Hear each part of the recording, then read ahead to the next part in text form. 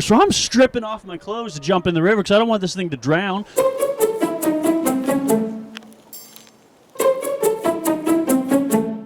Homesteading is a labor of love. You know, the kind of love where you just want to wrap your hands around their neck and choke them to death. What? Kill. Kill! Okay, fine. 1 year. We are 1 year into this homesteading journey, and it's been interesting. Like, I don't know what... We've done a lot. Like, there's a lot that goes on around here, as you can probably see, and to be honest, it's not as easy as I thought it would be. I was hoping that... Can I help you? Rude. I was hoping that homesteading would just be a simple... Seriously? The animals are so rude. I was hoping that homesteading would be something that would just be simple. You just get a bunch of animals and you just sort of make do. You do your best with what you got. And it's come down to it's much more difficult than I thought. It just... I'm tired. Like, all the time. All the time. I'm exhausted.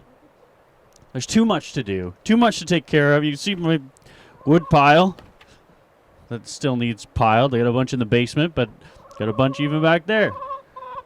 But it's been something. It's been a journey. It's been an interesting time that we've gone through, 4 or 5 different roosters. I think what happens is predators, they notice when my truck is gone. And when my truck is gone, they just strike, like the foxes or weasels or whatever. They know maybe my scent isn't around anymore, which is frustrating. I watched one of our roosters choke to death. That was terrifying. He came out of the coop like a bat out of hell, just freaking out. And I didn't know what was wrong. I mean, Don was a dick anyway. Kind of a haggard fella. He got picked on at his previous home. We had rescued him, and then he just comes out of the coop just. I was like, what the frick? What's happening to Don? Anyway, come to find out, he had eaten too much. He was a greedy bastard.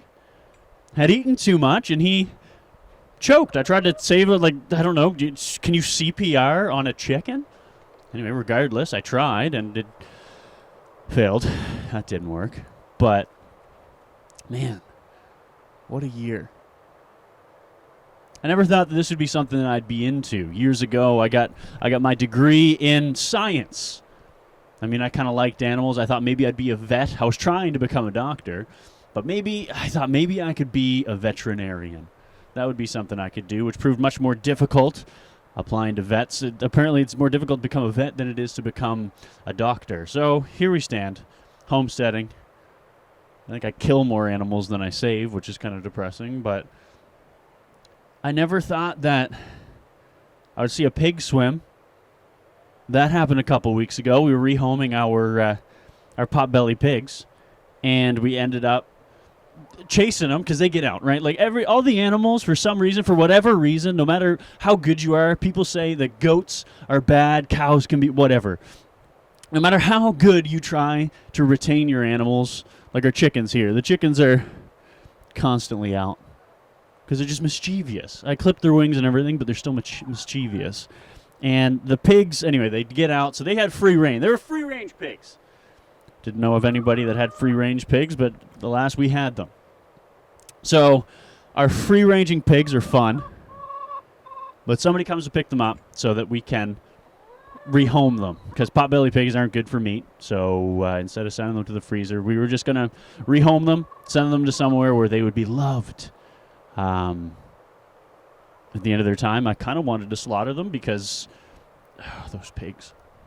Anyway, she gets here with the cage, and we set it up, and then I try to catch them. And, of course, I go after the female first. She's slower. She's kind of fatter, so she trips a little more. So I have to, like, pounce on her, and we get her in the cage. And then the boy, our little pink boy, is a little more apt at escaping, and he's running. He's running all over the yard, disappears into the woods for a little bit. Okay, well, the female is good. We'll just wait until he resurfaces. He'll come home eventually. Doesn't the female escape? So we're running after the female, and then she's angry. I try to get on her, and she gets stuck in one of the shopping carts that we have here at the house. And she's squealing. If you ever tried to catch pigs, they squeal and squeal and squeal, and they're the most annoying animals to try to catch. Anyway, like chickens will flap a little bit, and then you can just whatever. But for pigs, oh my word, they don't shut up. They squeal. So anyway, she gets stuck in the cart. Eventually, we pull her out, put her in the cage, and the boy is still nowhere to be found. So I go back to the forest, and I'm just looking around, trying to find him. And then finally, I see him. He's laying down. He's trying to hide a little bit. And I coax him out of the woods, and then he's running along the edge of the property here, and he decides that he's going to jump in to the water. And I don't know. I know pigs can't fly. That's a saying. But I didn't know pigs could swim. So he jumps into the water, and he's going down. You can see, maybe you can see the current, how fast it is right now. He's just floating down the river. So I'm stripping off my clothes to jump in the river because I don't want this thing to drown. I don't know if pigs could. I presume because they're so fat that they can float. But I don't know if he can. What's going to happen? So I'm stripping off my clothes. I'm like tossing things and getting ready to jump in after him. Anyway, he washes up on shore, for lack of a better term, and I'm still running after him, just running circles. So I get a fishing net, and I grab my fishing net to go like just catch him. Anyway, we ended up catching him and then shoving him in the cage. But it was, oh my goodness, we've learned so much just having different animals. We've learned so much just having our property here. It's not as easy. Owning a house even isn't as easy as I thought it would be. I thought that get a wood stove in, you just heat your house, you just take care of everything as much as possible, you mow your lawn a little bit, but I'm too cheap. And I know being frugal is good, but being cheap is one of my greatest downfalls, because being cheap means I don't want to buy anything. I don't want to buy anything of substance even, which is kind of annoying because then I end up with mishmashed things, a chicken coop that's fallen over, a greenhouse that I've built 3 different times, and now I'm trying to rebuild it again so that this winter it doesn't blow over. So you got to learn to fight your battles, when you should buy something and when you should actually do it yourself. Figure it out. And I think the chicken pen is one of those things that it worked for a time, a little bit, kind of. And then we got the pigs. The pigs destroyed it, and now they're everywhere. They're making a mess. They make a mess of my front step, my back step. The yard is just a disaster. Great manure, but it's a disaster around here all of the time. I think our next purchase will probably be a tractor. 1, so that I can scoop up the chicken manure and actually use it in the garden, and 2, so I can use it in the garden because I'm lazy. It's so hard to till stuff by hand, especially when you're trying to produce all of your own food, which I thought would be a lot easier. I thought, you know what, you just plant a garden and then it grows. Not true.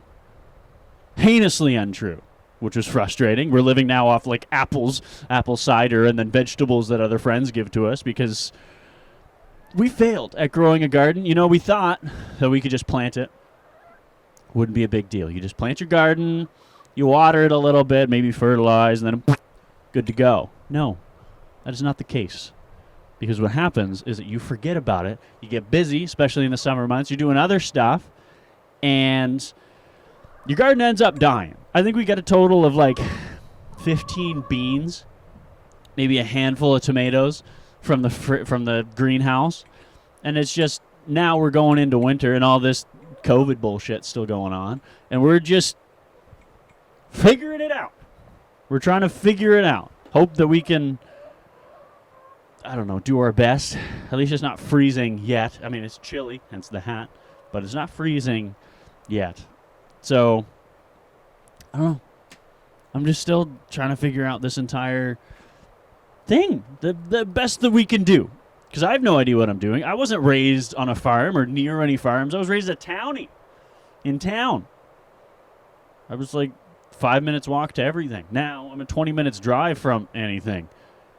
I have no idea what I'm doing. I'm making it up as I go along. We're both making it up as we go along, taking care of the toddler, taking care of the house, try not to freeze to death, try not to starve to death. I mean, I guess that's a good moral code to go by. Don't freeze to death, don't starve to death. That should be every Canadian's goal. Don't freeze, don't starve. Boom, you're done. But no, we gotta have all this fancy shit. Gotta have chickens, pigs, rabbits. Rabbits were an interesting adventure. I thought that they'd be another, like, keeping meat rabbits would be a nice step, a nice primary thing in keeping livestock. But it ended up being a lot. My first rabbit, or one of my first rabbits I got, I thought it was a boy. Everybody told me that it was a boy. So I was like, you know what? I'll keep it in the house. It's fun, cute little thing. Love on it a little bit until I can get a coop built and it can live outside. Got another rabbit given to me. Kept them together. You know what? Fun. They don't fight too bad. They hump each other a little bit, but that's just how rabbits do. And come to find out, about 3 weeks later, she gives birth to 6 little baby rabbits, and I was confused as hell. Because I didn't think that my male rabbit could give birth to baby bunnies. But she, I guess, did. And we end up with this little flock of bunnies, this little fluffle. I don't know what a group of bunnies is called. So we end up with these bunnies, and then they just keep multiplying. People keep giving me things. I don't know that I've ever paid money for any of my animals. Something that I just, like, rescue them, or I say I rescue them. That way Nicole actually lets me keep them. It's to a point where people are like, do you want my bunny? I'm like, I mean, no, but if you just kind of drop it off, nobody's going to be the wiser. Because everything just lives here. Things just show up. I've probably got 10, 15 bunnies now, 10, 20 chickens. They just exist here. They just live here now.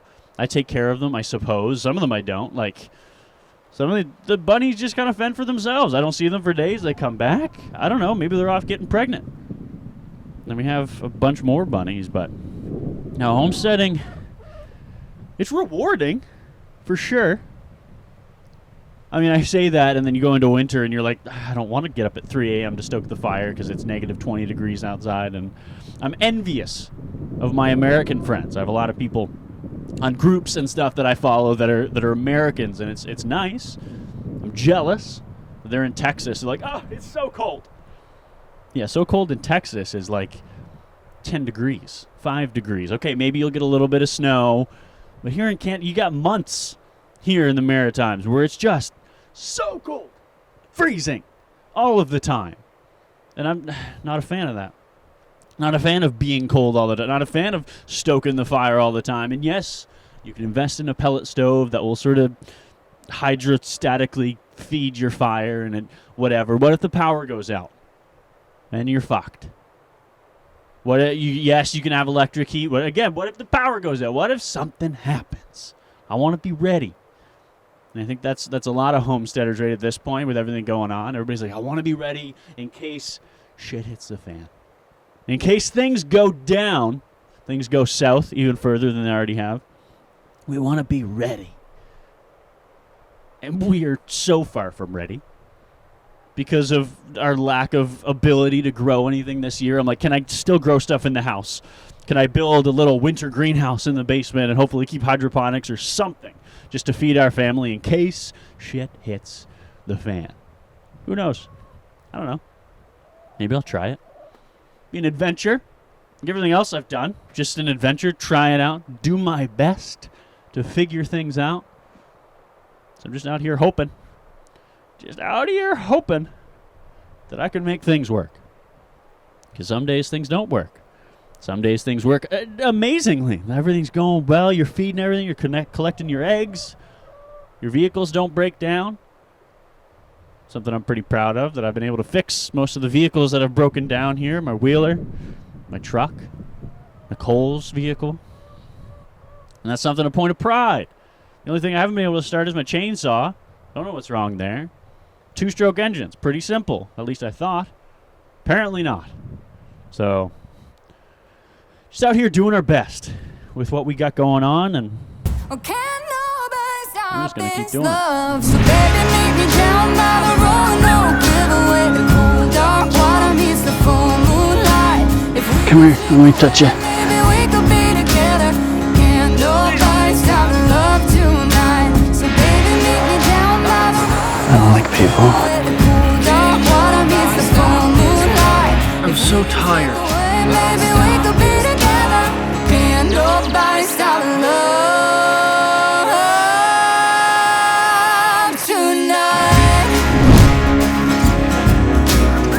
sure to like and subscribe so you too can be part of the homegrown family.